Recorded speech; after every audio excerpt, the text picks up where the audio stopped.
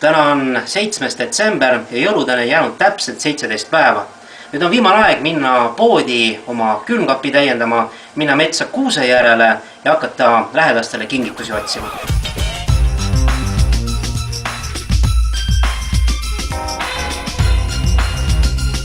Et selles poodi Sinu Saladus Lõunakeskuses Erootikapoest võib leida üht-teist huvitavaid asju, nagu näiteks kääravad, mõlle. Saates Soovitelefon 1616 jagab särtsakaid kingitusi, mängib ette kõik raadiokuulajate lemmikhitid ja on muidu mõnus mees Vahur Kollom.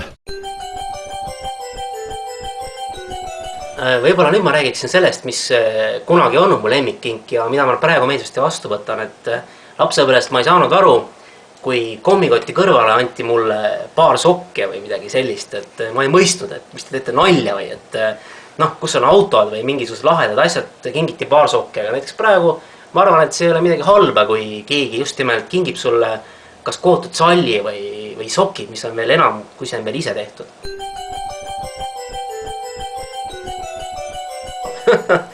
Seksikad jõulud.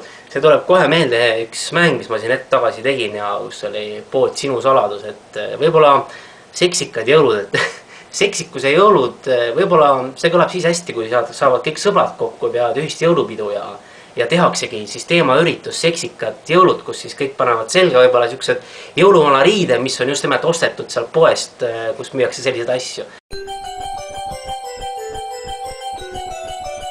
Aga minu arvates jõulud on siiski siuksed rahumeelsed, et jätame selle seksikuse kõrvale seega. 17 päeva. Ma teeme seda. Vahur ja teised Soovitelefoni ässad on eetris Sinu raadios igal õhtul kuni südaööni.